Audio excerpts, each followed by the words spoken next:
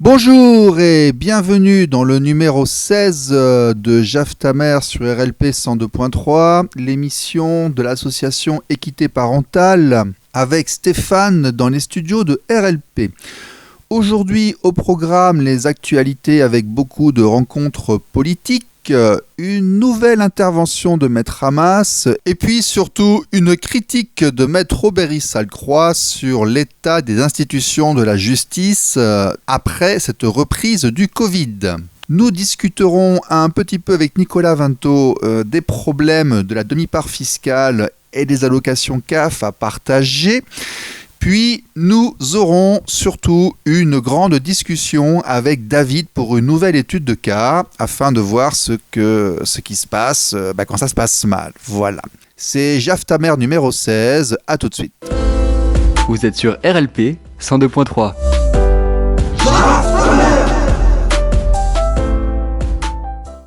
Les rencontres politiques du moment. Donc en mai, nous avons rencontré avec l'association Égalité Parentale de Monsieur Thierry Burger, notamment Johanna Gorayeb, conseillère à la justice du Premier ministre Édouard Philippe. Elle se dit sensible à notre cause, mais elle pense que la loi est bien faite, c'est l'application qui ne suivrait pas. C'est pas prioritaire à cause du Covid, elle va étudier nos demandes avec son homologue à la chancellerie après l'été. C'est gentil, madame.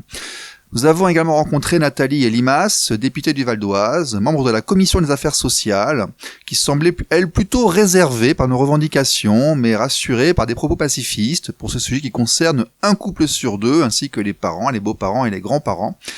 Elle valide nos documents et nous auditionner dans le cadre de la mission de conseil qu'elle coanime.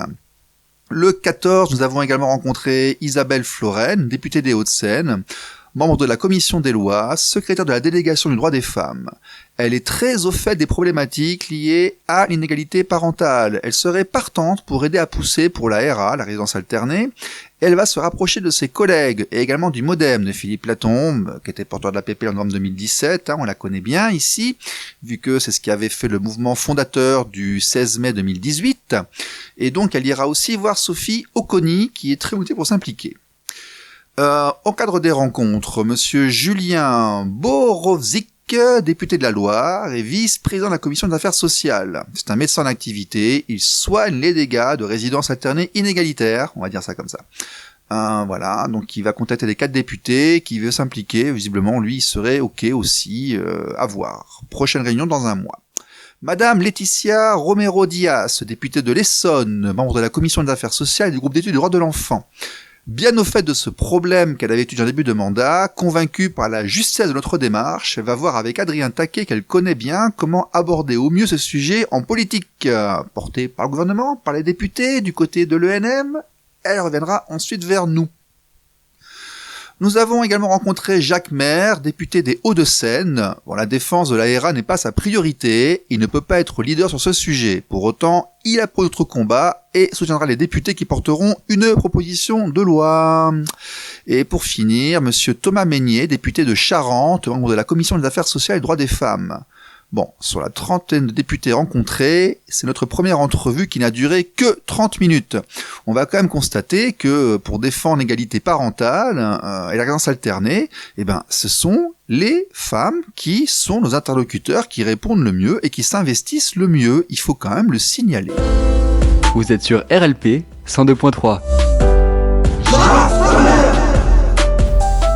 Covid, il a bon dos le Covid, tout ce qui marche pas c'est la faute du Covid, tout ce qu'il faut faire qui nous plaît pas c'est toujours la faute du Covid. On s'est quand même beaucoup plaint durant ce confinement de ce qui se passait à l'ASE, au juge des enfants, au juge des affaires familiales, dans la justice de manière générale. Eh bien, quel est l'avis de Maître Aubéry-Salcroix en ce domaine ? Allez, c'est parti. On sait qu'au fond ça vaut le coup, balance ta robe. Maître Aubéry-Salcroix sur RLP 102.3 FM. Balance ta robe. Nous n'oserons pas chanter. D'aller nous faire en nous on passera à la radio. Parce que nos mots sont bien plus beaux. Maître Aubéry-Salcroix sur RLP qui est avec nous aujourd'hui. Bonjour, vous allez bien ? Oui, très bien, et vous ? Écoutez, moi ça va, le confinement a repris, mais dites-moi, dans l'industrie de la justice, là tout se passe bien ? Alors, comment dire, c'est un petit peu folklorique, ça dépend des sièges, ça dépend des tribunaux, ça dépend des juridictions au sein des tribunaux. C'est pour les avocats en ce moment, c'est honnêtement une vraie galère.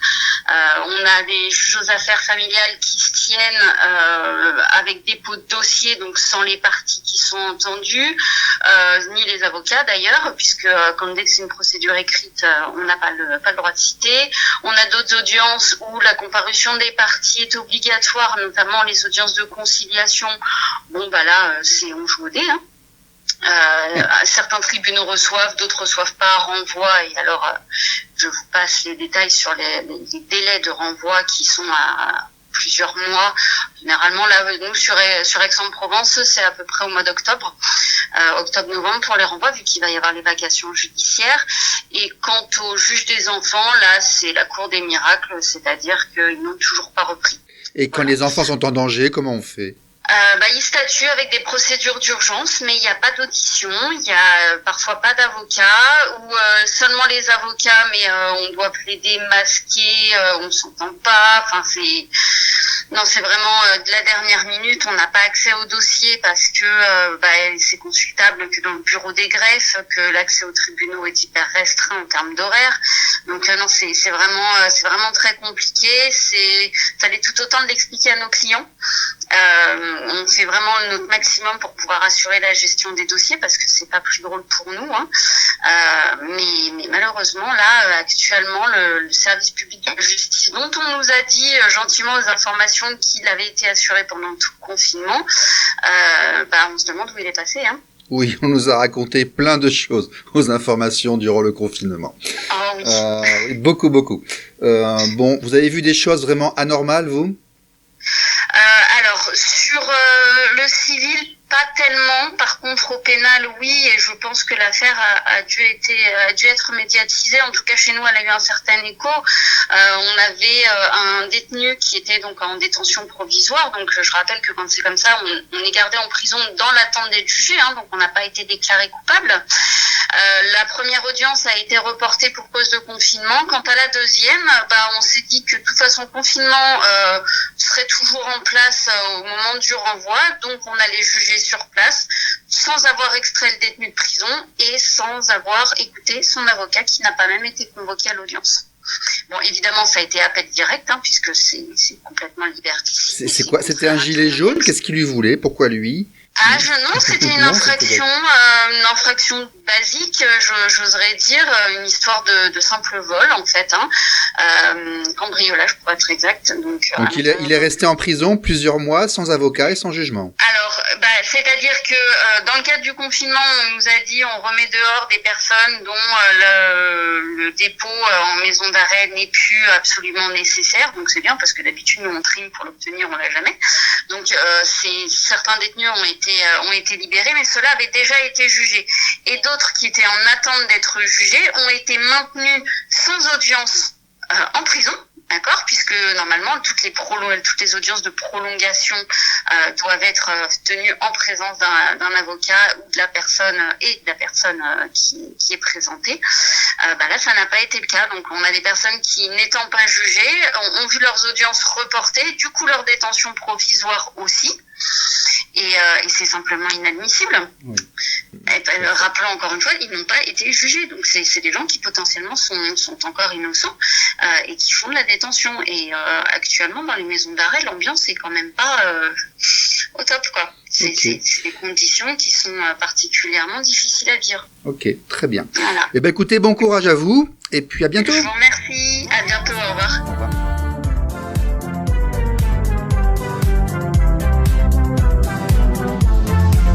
Balance ta robe, un jour peut-être ça changera. Vous êtes sur RLP 102.3.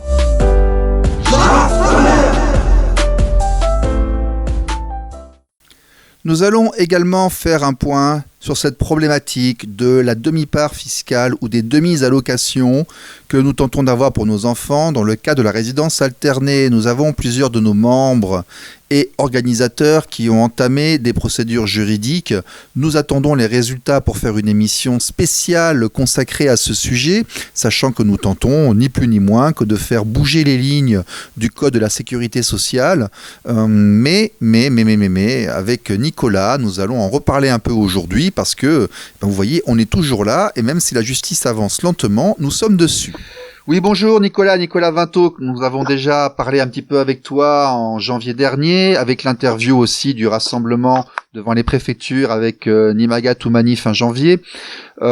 Tu as la particularité de t'intéresser à l'aspect juridique, l'approche juridique de la difficulté que peuvent avoir les parents en résidence alternée à avoir notamment la moitié des allocations familiales et être considérés par les impôts pour la demi-part fiscale. Alors, c'est un peu technique, c'est un peu juridique, mais est-ce que c'est bien ça ? Oui, c'est ça. En fait, tout ce problème-là est issu de mon expérience personnelle. Le tribunal, donc le juge aux affaires familiales, dans le jugement, a dit que j'avais uniquement une résidence, j'avais un droit de visite de à peu près 45% du temps. Pas de pension alimentaire à payer, mais la moitié des charges scolaires et extrascolaires à payer. Donc en gros, j'ai la moitié des charges, j'ai les enfants chez moi à quasiment à mi-temps, mais aux yeux c'est pas marqué dans le jugement, c'est qu'un droit de visite. Et il y a un problème, c'est que aux yeux de la CAF, je suis considéré comme défaillant. C'est-à-dire que la CAF n'a aucun moyen dans ses formulaires d'écrire que mes enfants sont chez moi quasiment à mi-temps et que je paye la moitié des charges pour eux. Conclusion, je suis considéré comme un père défaillant alors qu'ils sont chez moi. Et pire que ça, donc la mère de mes enfants a été considérée comme mère isolée et elle a bénéficié pendant 4 ans de l'allocation de soutien familial. Alors que moi, on me menaçait de procès parce que j'étais défaillant. Et donc, je peux pas accepter qu'on me considère comme un père ayant abandonné ses enfants alors qu'ils sont chez moi à mi-temps, quoi. Oui, mais là, on va faire par extension. Tu parles de ton dossier, mais de manière générale, moi, je vois arriver en permanence des gens qui ont la résidence alternée, donc qui ont 50-50, qui ont la moitié du temps, oui. Et devinez qui a l'allocation pour la rentrée scolaire fin août. Eh ben, ce n'est absolument pas eux.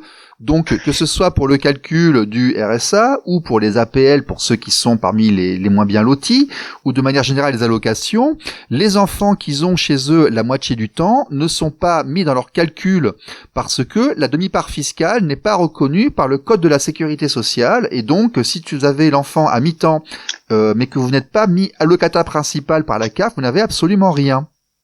C'est ça. C'est-à-dire que pour la CAF, je pense que c'est pour des raisons de facilité du calcul, la CAF ne donne toutes les aides à un seul des deux parents, mis à part l'allocation familiale. Donc ça veut dire que même quelqu'un qui est en résidence alternée n'a rien d'autre que l'allocation familiale et ça met des gens dans des difficultés absolument terribles. Parce que comment on peut s'en sortir avec, pour quelqu'un qui est par exemple au RSA, un RSA calculé sur lui tout seul alors qu'il a ses deux enfants à mi-temps. J'ai eu le cas, là, une personne qui m'a contacté récemment. Il avait le RSA, 2 enfants à mi-temps chez lui, et absolument aucune aide pour ses 2 enfants. Et il était dans une détresse financière absolument terrible. Pour se chauffer, il devait aller voler du bois dans les forêts. Et il fait comme il peut. Mais voilà, c'est une cause de réels problèmes dans certains foyers monoparentaux. Et il faut faire quelque chose, quoi. C'est pas possible que ça continue comme ça.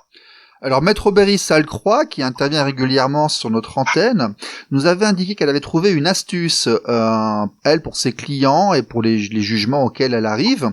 Elle demande au juge de marquer, en cas de résidence alternée, que le parent qui est allocataire doive reverser la moitié des allocations à l'autre parent. Elle le fait marquer dans les conclusions du jugement, comme ça c'est recevable et juridiquement on peut demander l'application. Et donc même si la CAF, elle, ne veut pas diviser les allocations, le juge impose que le parent receveur reverse à l'autre. Alors c'est effectivement quelque chose que j'ai vu aussi. D'ailleurs c'était c'est une des possibilités qui avait été offerte par la Cour de cassation dans un avis qu'elle avait donné à la demande d'une avocate ou d'un avocat sur la question de charge complète et permanente, je crois que ça s'appelle. D'accord. C'est-à-dire qu'il y a un texte de loi, il y a un texte, je saurais plus vous dire quel article, qui dit, dans le code de la sécurité sociale, qui dit que les allocations sont versées aux parents qui a la charge globale et permanente pour ses enfants. Mais cette notion-là, donc, a été bien définie par la Cour de cassation. Et la Cour de cassation considère effectivement que même si l'enfant est en résidence alternée, quand il est en résidence alternée, il est à la charge complète et globale du parent qui l'accueille chez lui. Ce qui signifie que l'enfant qui est en résidence alternée est à la charge complète et globale à mi-temps chez l'un des deux parents. Donc, logiquement, les deux parents doivent bénéficier de quelque chose si leur situation personnelle le permet. Bon. Voilà. D'accord. Je crois qu'il y a quelques dossiers qui sont sous le coude. On en parlera plus tard lorsqu'ils auront été jugés, que les jurisprudences auront été là.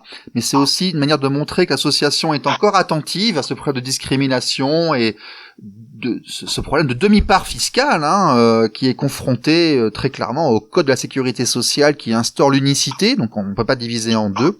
Eh bien écoute, tu verras nous en reparler lorsque tu auras plus de procédures. Écoute, j'en reparlerai quand on sera un peu plus avancé. Il y a eu des choses très positives là très récemment.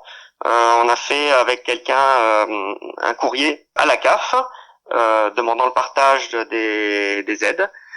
Ce courrier était très très argumenté avec des jurisprudences, des réglementations et tout ça. C'est un long courrier de 9 pages. La CAF a accédé à la demande du demandeur sur ce simple courrier, a priori sans qu'on ait besoin d'aller au tribunal.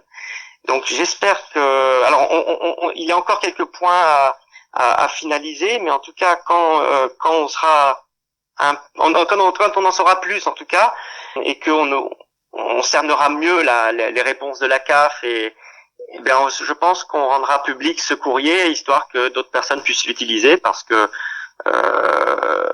qu'il semble fonctionner, quoi, et qu'il faut faire quelque chose. Il y a trop de gens en détresse à cause de ces histoires-là, quoi. Absolument. Moi, j'ai beaucoup de cas en permanence. À partir du moment où il y a une séparation, la CAF met là, très souvent, statistiquement, c'est la mère qui devient locatrice principale. Et même s'ils ont la résidence alternée, ils ont absolument aucune prise en compte de l'enfant ou des enfants à mi-temps chez eux pour le calcul de leurs allocations. Et effectivement, ce n'est pas juste et cela mérite que l'on s'y intéresse. Tout à fait. Ok. Merci Nicolas, à bientôt. Merci. Merci à toi pour ton travail aussi. Merci. Vous êtes sur RLP 102.3.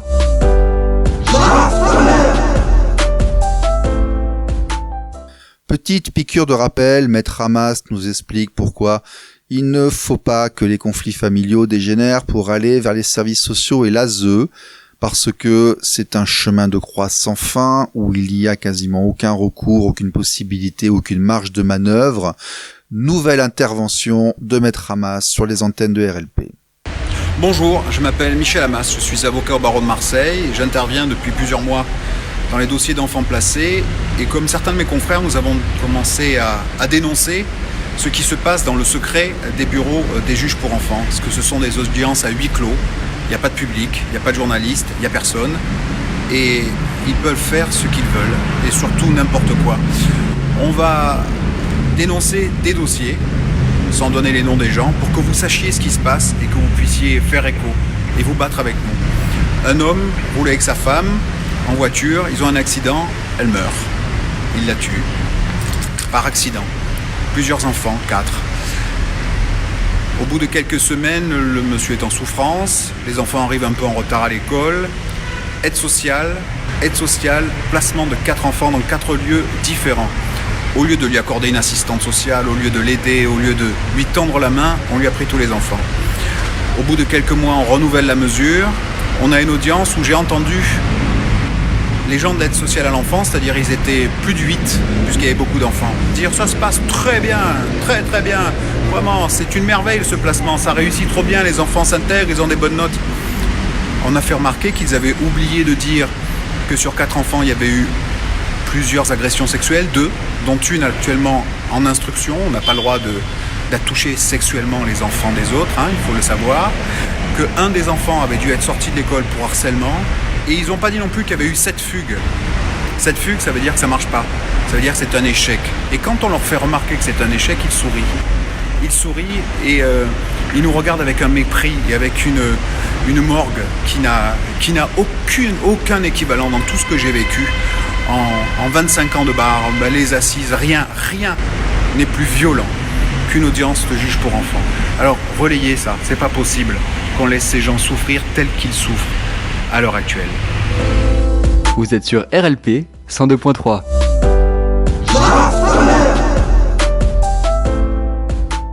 Seconde partie d'émission maintenant avec une discussion avec David.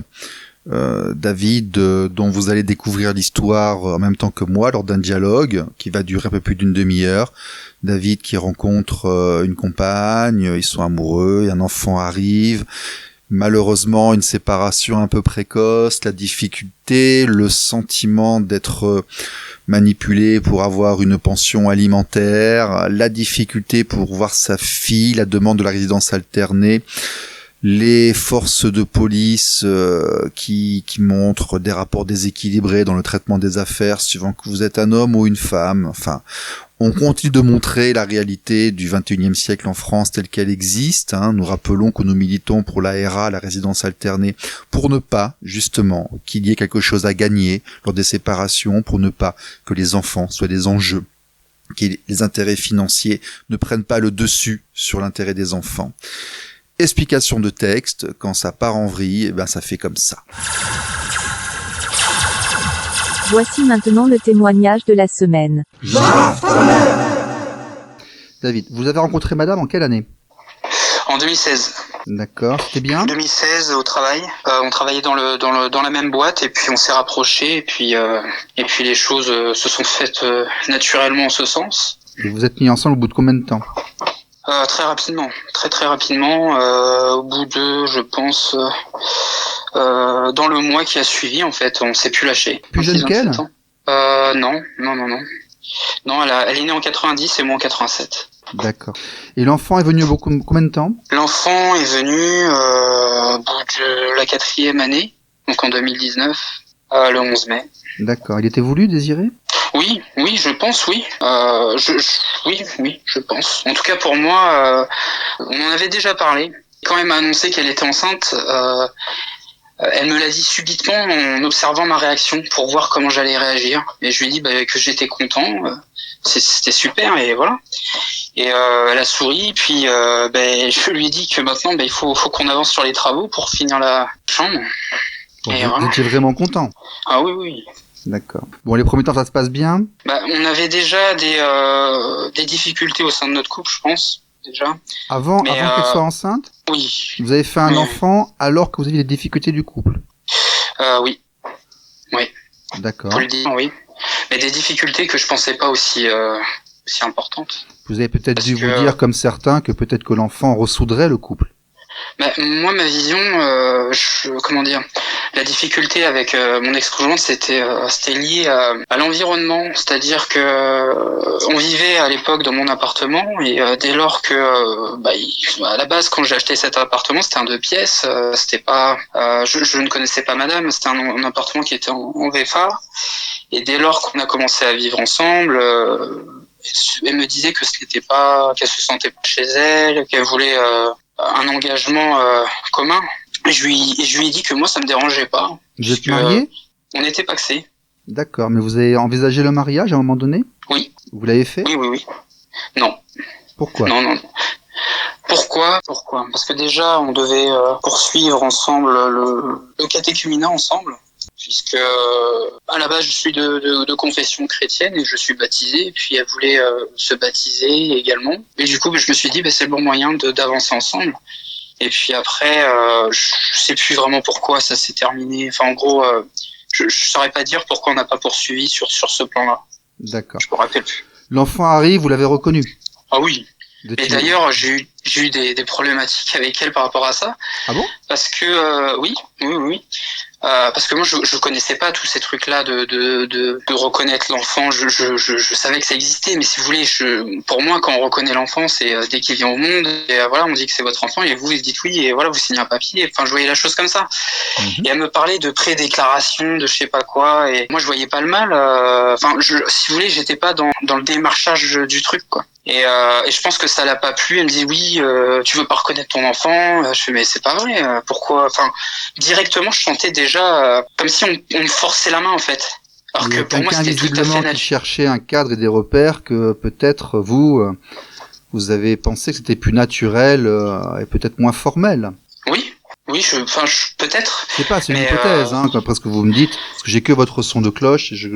Oui. Bon, c'est possible. D'après ce que vous me décrivez, c'est quelqu'un qui cherchait des repères, qui a parlé de mariage en premier, qui a parlé de reconnaissance de l'enfant avant qu'il n'arrive, alors que vous étiez peut-être un peu plus en tout est normal, tout va bien, tout se fait tout seul. Oui, voilà. D'accord. C'est vrai.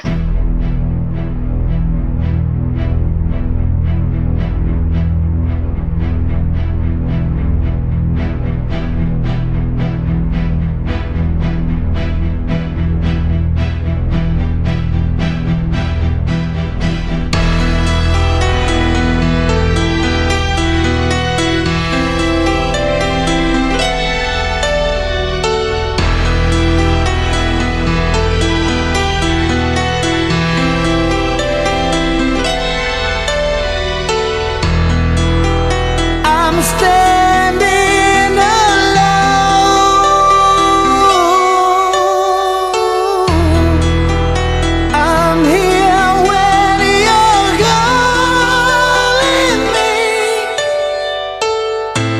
Shadows of love reach my heart when you're gone.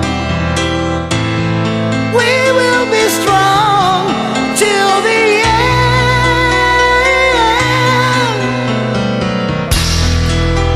I'm all by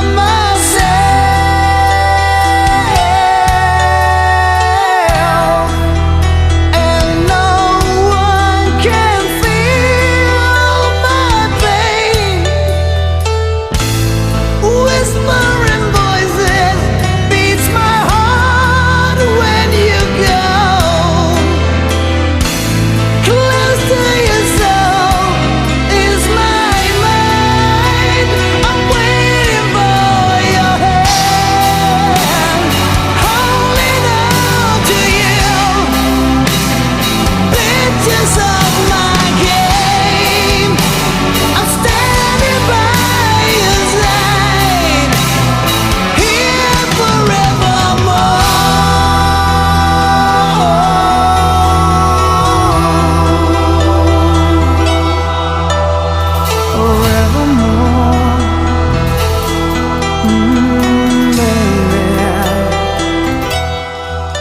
D'accord, l'enfant, vous êtes content, vous? Oui, Ouais. bien sûr, bien C'est- sûr. Alors il vient comme ça, vous gérez comment les premiers mois? Qui c'est qui s'en occupe? Les premiers mois? Ouais. Après la naissance, vous dites, hein? Ah bien sûr, le moment le plus difficile ok. en fait. Hein.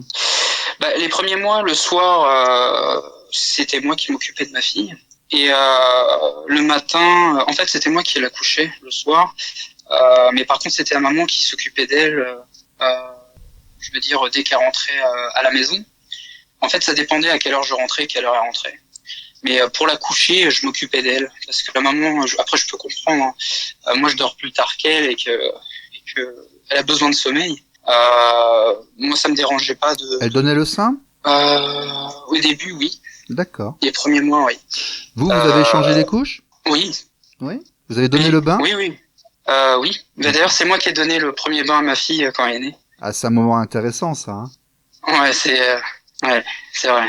Ça, on est des pères C'est vrai. contemporains. Hein. Nos grands-parents se comportaient pas comme ça, hein. Mais nous, on l'a fait Mais ça. vous Hein. voulez que je vous dise, quelque chose? Allez-y. Par rapport à ça, je me souviens que c'est la maman qui m'a demandé est-ce que tu veux lui donner son premier bain. Bah, c'est beau ça. C'est ouais, franchement, je me souviens de ça. D'accord. Je me souviens. Bon, et on avance comme ça les premiers mois, et après, comment ça évolue? En fait, il y a quelque chose, c'est même pas lié au premier mois, hein, c'est dès lors que elle a quitté la maternité, oui, dans les 2 semaines, j'ai senti quelque chose qui n'allait pas. Pourquoi? Je sais pas. Elle m'a rejeté, clairement. En gros, je suis incapable de m'occuper de mon enfant. C'était des choses. Enfin, pour moi, c'était un non-sens parce que j'avais fait sa chambre. Bien évidemment, on apprend à être papa, donc il y a des choses que j'avais peur de faire. Par exemple, je me souviens quand je manipulais ma fille, j'avais peur de lui faire mal parfois, donc je pouvais lui poser quelques questions et elle le prenait mal. Oui, tu connais rien, t'as pas d'instinct. En fait, j'ai l'impression que pour elle, j'étais pas grand chose en fait. Mais je me rendais pas compte. Les premiers mois sont une union en fait très très forte entre la mère et l'enfant, et parfois on peut se sentir un peu exclu en tant que père de cette espèce de symbiose et de rapport très presque intime qu'il y a entre le bébé et la maman. Mais c'est normal en fait. Il faut ça. Enfin, normalement, il faut réussir à passer par-dessus, mais c'est un processus logique. Bon. Et la séparation, c'est au bout de combien de temps? Oh, c'est au bout de 5 mois. Même, elle m'en parlait bien avant. Elle me disait que de toute façon, je finirais pas ma vie avec toi. Elle a commencé à dire ça quand? En fait, comment ça s'est produit?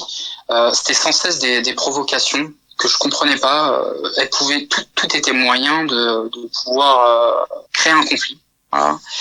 Et ce qu'elle cherchait, je pense, c'est que j'explose et que je lève la main sur elle. Vous avez un caractère qui est bouillonnant, vous, ou pas? Je suis impulsif. Je suis pas violent, mais je suis impulsif. C'est-à-dire que, et d'autant plus que, je pense, ce qu'elle n'aimait pas, c'est que quand pour moi il y a un problème, il faut le résoudre. Et donc du coup, quand il y a des choses qui se passaient mal entre nous, j'essayais de discuter avec elle, de trouver le moment pour pouvoir échanger avec elle, et elle fuyait à chaque fois la discussion. Ça l'intéressait pas, alors qu'elle savait pertinemment que ce qu'elle a pu faire, c'était pas forcément très bien, mais elle prenait pas ses responsabilités et elle cherchait, elle me disait, oh, je suis fatiguée, on verra ça plus tard, ou elle changeait de pièce.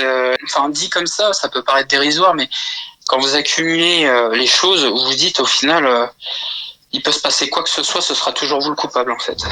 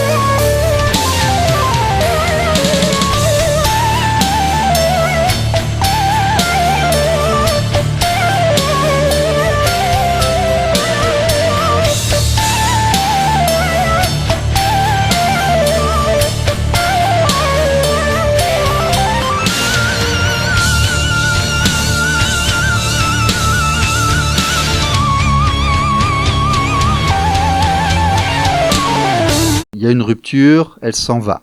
Elle vous annonce qu'elle s'en va, ou vous rentrez chez vous, vous trouvez la maison vide? Non, elle me l'a annoncé. Vous l'annoncez? Oui. Qu'est-ce qu'elle vous a dit? Elle m'a dit que je vais chez mes parents. Il a dit là maintenant, ça y est, je pars, je monte dans la voiture, je m'en vais. Non. C'est en gros, elle est partie à partir du moment où on a eu notre premier rendez-vous en médiation. Elle était présente à ce rendez-vous? Bien sûr, oui. D'accord. Je veux dire, vous la voyez partir, vous l'avez vue monter dans la voiture, vous l'avez vue partir? Non, elle devait revenir du travail, elle a pris ses affaires, elle est partie. Bon, et là, vous avez des nouvelles tout de suite ou il y a un blanc? Oui, mais elle me dit que je chercherai pas à éloigner ma fille de moi. Elle me dit ce serait bien que tu me verses une pension alimentaire. C'était plus ces sujets-là en fait. Mais c'était après, t'as Et- commencé à aborder ces choses-là après la rupture. Ah oui, même pas. Dès lors qu'elle est partie chez ses parents en fait. D'accord. Et il y avait combien d'heures de route entre chez vous et chez ses parents? 3 minutes. J'ai quitté également le domicile. Oui. Parce que, comme je vous l'avais indiqué, il y avait pas mal de conflits entre nous, pas mal de violence et de provocations de sa part. Et moi, j'étais vraiment très à fleur de peau et très sensible parce que je savais que je n'allais plus vivre avec ma fille. Et de la violence, il y a eu des coups, il y a eu des... Ah oui, il y a eu des coups. Ah oui. Dans quelle direction? Elle m'a frappé au visage alors que j'avais ma fille dans le bras. J'étais assis sur la rocking chair avec ma fille et elle est venue me mettre un coup dans la joue. D'accord. Vous avez riposté? Non. Vous avez levé la Ou, main sur elle parfois ou jamais ou... Si, moi je l'ai déjà, je lui ai déjà mis une claque il y a très longtemps parce qu'elle était hystérique devant moi en train de me frapper, de crier dans tous les sens et le seul moyen pour moi que j'ai trouvé de faire c'était de lui mettre une claque. Et d'ailleurs je m'en suis excusé et j'en ai même parlé à son père. C'était avant la naissance de l'enfant, ça? Ah oui, largement, oui. D'accord, Oui, mais c'est pas durant la séparation. Donc, elle va chez ses parents qui sont à 3 minutes de chez vous. Vous voyez l'enfant? Vous voyez Léonie? Justement, c'est grâce à la médiation que j'ai pu voir ma fille. Donc, d'une certaine manière, j'avais pas envie d'y aller, pour être honnête. Mais je me suis dit que, quand j'ai vu le courrier, je me suis dit, je vais quand même y aller parce que c'est pour ma fille. Et lorsque je suis arrivé à la médiation, déjà, c'est un environnement qui est très féminin. C'était très impartial et on nous a mis à l'aise sur la situation, comment sur le déroulement et autres. Et je me souviens que la médiatrice lui avait posé la question pourquoi vous voulez pas que votre conjoint ou votre conjoint ne voit pas ses enfants. Et elle lui a répondu parce qu'elle est trop petite. Et du coup, grâce à cet échange que j'ai eu en médiation, j'ai pu avoir au moins un week-end sur 2.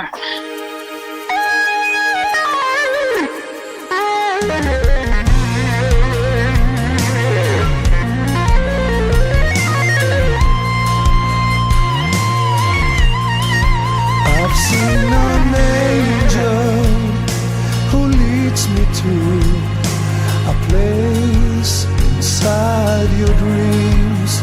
As when the wind blows, I will testify for the victims that I've seen, and for the stairway they all have gone to see what's on the way. Like for the endless, I will seize them all and return a million souls. It's all for real, and that's for sure. As night and day go to the end, from grace to earth, your life will be a place where you will remember.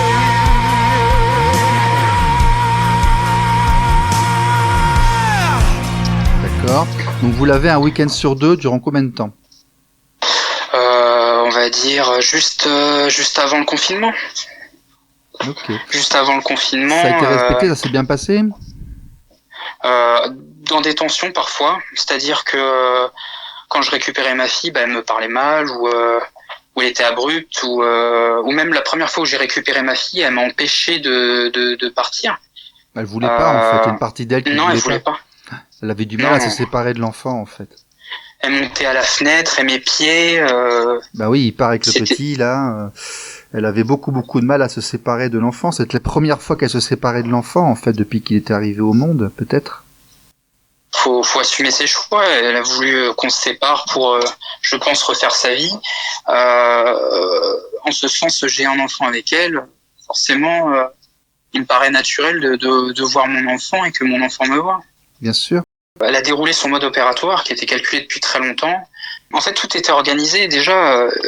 D'accord. Donc, en novembre dernier, donc en 2019, Oui, vous voyez arriver un avocat, une lettre d'avocat, en fait, c'est ça? elle bloquait l'accès à la boîte aux lettres. Parce qu'il y avait qu'une clé de boîte aux lettres et du coup, moi je n'étais pas censé savoir qu'en gros elle avait un avocat. Et c'est en janvier quand je lui demande de me fournir un double des clés, je me rends compte d'une lettre d'une avocate qui dit que voilà, on va saisir le juge, machin. Du coup, moi j'informe. Je vais voir mon avocate et je dis voilà, j'ai reçu ça et voilà, donc ça, c'est pas très cool. Donc vous avez reçu ça en novembre 2019. Je l'ai découvert je crois en janvier-février. Vous l'avez découvert mais, en janvier. Mais le courrier daté de novembre, oui. Oui, mais l'audience n'a pas eu lieu. Elle a saisi le JAF et pour l'instant je n'ai aucune nouvelle. Vous connaissez cette demande, vous savez ce qu'elle va vouloir ou... Ah oui, clairement, elle me demande un week-end sur 2 et une pension alimentaire et je reçois des messages, oui, je sais que tu as été augmenté, essaie pas de m'arnaquer. Ce genre de choses, alors que je fournis des éléments pour ma fille. En fait, je lui ai pas versé de pension parce que je paye la crèche tout autant qu'elle, mais je contribue à l'entretien de ma fille, de la nourriture et autres. Et elle, ce qu'elle attendait, c'est de l'argent, clairement. Et j'ai un peu du mal avec ça, mais je sais très bien qu'à terme, je vais payer une pension. Je vis chez ma famille, chez mes parents, et elle vit chez ses parents. Et donc, il y a 40 minutes à peu près de trajet. Alors, mon conseil, quand on a parlé un petit peu avant, c'est d'essayer de déconflictualiser tout ce que vous pouvez, de rester en proximité de votre enfant pendant qu'elle grandit. Là, elle a 1 an et demi, 2 ans, c'est un peu trop tôt pour la résidence alternée, mais elle va dire qu'elle a besoin de vous pour aller apporter de la chaleur, mais surtout, il faut pas rentrer dans des problématiques ou des situations où vous allez arrêter de la voir. Ça, c'est extrêmement important. Par contre, à terme, il pourrait être intéressant de s'assurer que la mère ne puisse pas déménager, notamment lorsque l'enfant s'approche de l'école.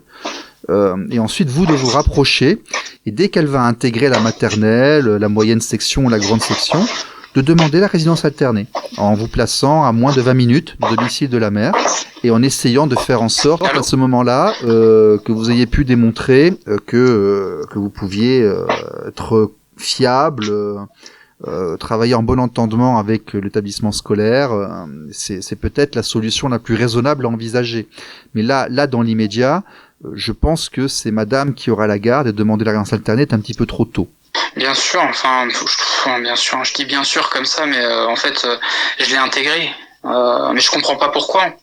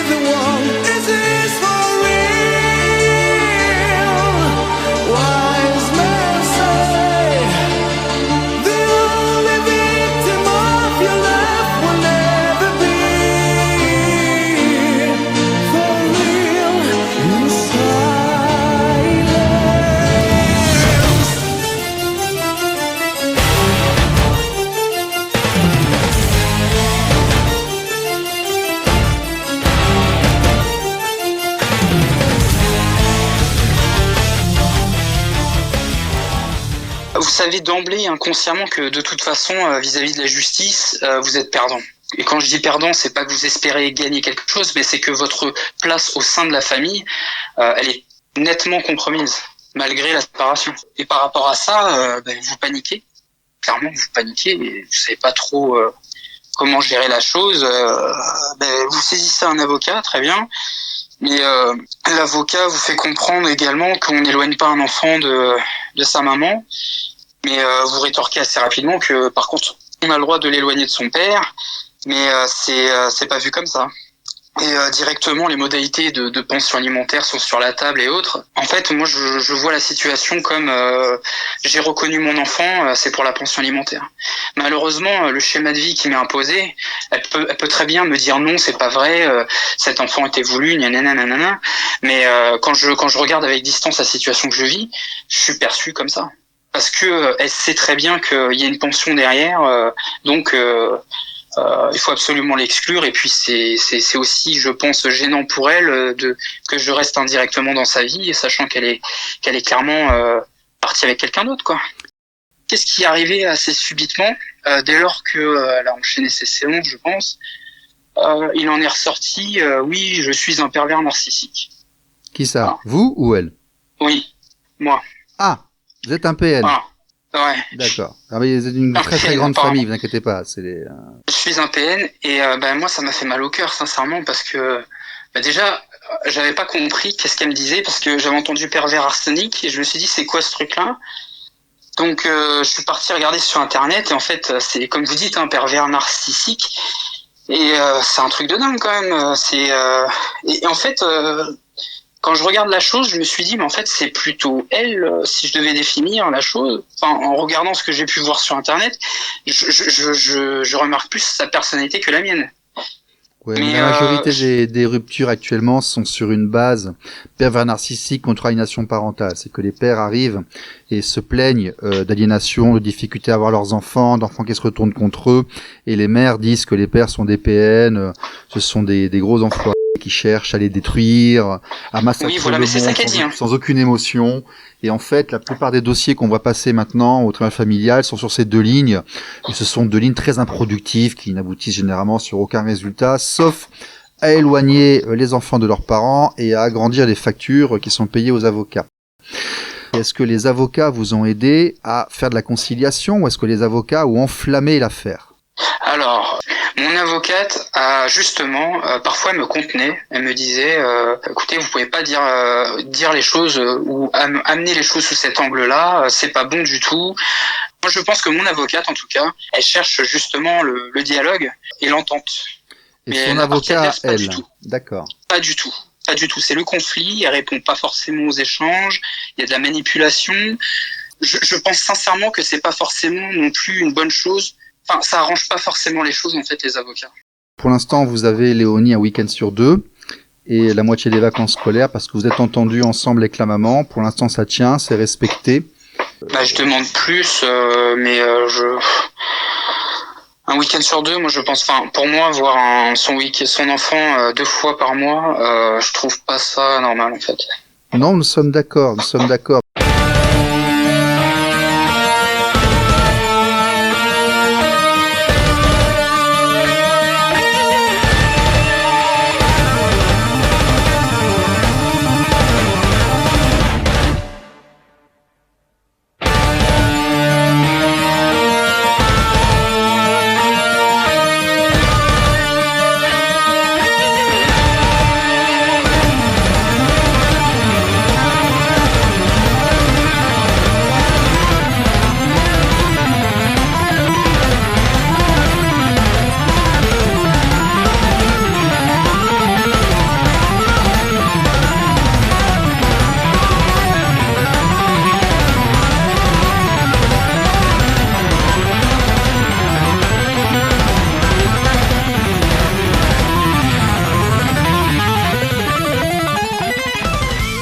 Il n'y a pas eu de problème de police? Si, ça s'est passé par exemple pendant les vacances de Pâques où j'avais récupéré ma fille pour mon week-end et puis j'ai enchaîné avec la première semaine de vacances comme convenu et la maman s'est plainte du fait que je n'ai pas déposé ma fille chez elle le vendredi alors que on avait convenu une semaine chacun. Donc je comptais la redéposer dimanche, je lui avais indiqué la chose. Et du coup, la gendarmerie s'est déplacée à mon domicile, accompagnée de la maman, me demandant des comptes. Et donc j'ai exposé la situation, ils sont repartis. Et donc la maman se plaint d'un passage de bras qui se fait à une date qui lui convient pas. La police, la gendarmerie se déplace chez vous. Ils sont venus à combien? À 6 au moins. Ils sont venus à 6, ils sont restés combien de temps? Une demi-heure. D'accord. Finalement, ils sont repartis, ils vous ont demandé des garanties, de promettre des choses, et puis ils sont repartis, et le dimanche, vous avez rendu l'enfant. Comme convenu, mais c'était déjà convenu avec la maman comme ça. Donc, elle est allée voir la police, s'est déplacée avec elle à 6, ils ont passé 30 minutes chez vous, ils sont repartis. D'accord. Il y a eu un autre incident? Oui, il y a eu un autre incident. Quand je suis parti pour mon week-end, à la suite de cet événement, donc 2 semaines après, pour le week-end sur 2, elle m'a refusé l'accès à ma fille et du coup, j'ai toqué avec insistance puisqu'elle répondait pas. Et la police s'est déplacée. D'autant plus que j'avais prévenu la police puisque je comprenais pas pourquoi madame s'est déplacée avec les gendarmes et donc moi j'ai appelé la police, ils m'ont dit non, nous on se déplace pas pour ça. Donc, le droit de garde suivant se passe mal. La gendarmerie c'est bien. Le droit de garde suivant se passe mal. Le passage de bras suivant se passe mal. J'ai pas pu voir ma fille. Et vous n'avez pas pu voir votre fille. Et là, la police s'est déplacée aussi chez madame? Oui, la police s'est déplacée chez madame pour me demander ce que je faisais là. Je leur ai expliqué. Pour vous demander ce que vous faisiez là. Ils sont pas déplacés à votre demande à vous. Ah non. C'est bien pour ça que je vous ai précisé le fait que au préalable, lorsque j'étais sur le trajet, j'ai contacté la police pour leur dire que je souhaite récupérer mon enfant puisque c'est mon week-end et la maman va s'y opposer. Est-ce que vous pouvez vous déplacer? Ils m'ont dit non. Je dis bon ok, je vais quand même y aller. Il me fait vous faites ce que vous voulez. J'y suis allé, j'ai toqué avec insistance, elle n'a pas du tout réagi et c'est la police municipale qui m'a reçu. D'accord, donc je leur ai expliqué. Donc en fait, vous, madame, indique que le passage de bras lui convient pas, ils viennent chez vous à 6, et vous, par contre, la fois d'après, lorsque vous voulez avoir l'enfant, la police ne veut pas se déplacer, et quand vous y allez avec insistance, elle se déplace cette fois pour vous demander pourquoi est-ce que vous êtes là. C'est ça, j'ai bien compris. Hein. D'accord. Exactement. Donc, il y a effectivement une petite différence de traitement. Est-ce qu'il y a eu d'autres incidents que ça, ou c'est tout, ça s'est résolu? En gros, en gros, elle m'avait demandé de faire une attestation comme quoi si je veux récupérer ma fille, que je signe ces conditions, ce que j'ai refusé. Et puis les avocats ont tenté de trouver un accord. Je pense mon avocate en l'occurrence, a cherché l'apaisement et a engagé auprès de son avocate une demande de convention et une médiation familiale à nouveau. Et du coup, son avocate s'est engagée à faire une convention. Jusqu'à présent, elle répondait pas. Et puis là, je suis dans l'attente. Mais comme je l'ai précisé à mon avocate, si c'est pour un DVH, ça sert à rien. Enfin, ça sert à quoi? Ça sert à quoi de faire une convention pour un DVH? C'est pour éviter que vous étripiez devant le tribunal, qu'elle vous accuse de tout pour vous empêcher de voir l'enfant. C'était déjà la situation actuelle. On est sur la base d'un week-end sur 2. Le jour où elle arrive devant le tribunal en disant que vous vous comportez mal, que l'enfant souffre, vous le battez et autres, l'enfant vous le voyez plus. Tandis que si elle signe un papier avant en disant qu'elle est d'accord, on peut pas revenir dessus. Oui, mais devant le tribunal, le juge va confirmer la convention simplement. Mais je crois même pas que. C'est l'intérêt de faire une convention avant d'aller au tribunal, c'est d'éviter justement les étripages des avocats durant les faibles 15 minutes qu'on vous accorde. Oui, mais se contenter d'un week-end sur 2. Pour conclure, quelle est l'inquiétude que vous avez actuellement? L'inquiétude, c'est de ne plus voir mon enfant en fait. D'être éloigné peu à peu de la vie de ma fille, parce que comme je le rapporte, un DVH pour moi c'est une grande arnaque. C'est pas, je suis désolé, un droit de visite et hébergement de 2 jours par mois, qu'est-ce que ça veut dire dans la vie d'un enfant? Très rapidement vous allez être éloigné de sa vie si on reste sur cette base-là. Si je raisonne sur une tendance, je comprends pas en fait pourquoi sous prétexte que je suis un homme, j'ai l'impression que je n'ai pas le droit on me fait comprendre que déjà demander la garde alternée, c'est comme si je commettais un crime. Et quand je cherche à voir ma fille, ou du moins à m'impliquer davantage, à m'inscrire dans sa vie, la maman s'offusque me rejette alors qu'elle a voulu faire un enfant avec moi. Et maintenant que les choses se sont voilà, elle a pris son chemin, je prends le mien. Je comprends pas pourquoi il y a un conflit en fait. Et s'il y a un conflit, c'est pas moi qui le cherche puisque je veux juste voir ma fille et passer du temps avec elle. Donc si devant la justice ou même entre avocats, on a du mal à voir que la maman cherche le conflit et à m'empêcher de voir ma fille, je sais pas trop. Je comprends pas trop en fait. Il faut dire clairement les choses. Dans ce cas, faut prévenir les jeunes hommes ou même le déclarer à la télévision ou informer les gens que devant la justice, les pères n'ont pas de droit, tout simplement. Faut dire les choses. Et voilà. Parce que moi, mon sentiment, c'est indirectement de m'être fait d'être pris au piège en fait. Et d'autant plus que ma fille me réclame. Je le ressens, je le vois. Donc tout comme sa mère, je pense que ma fille la réclame.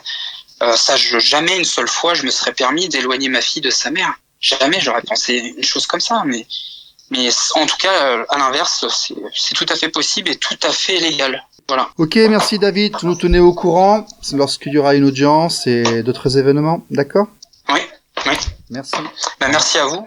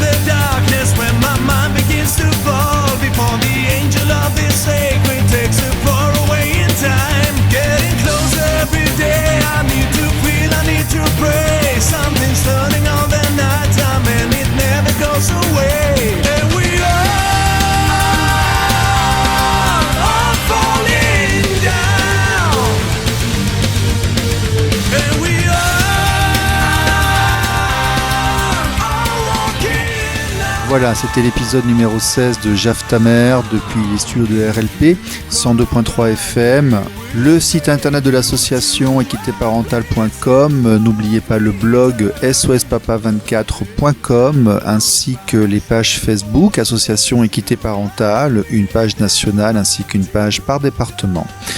Soyez sages et à très bientôt. Au revoir. Jaf ta mère.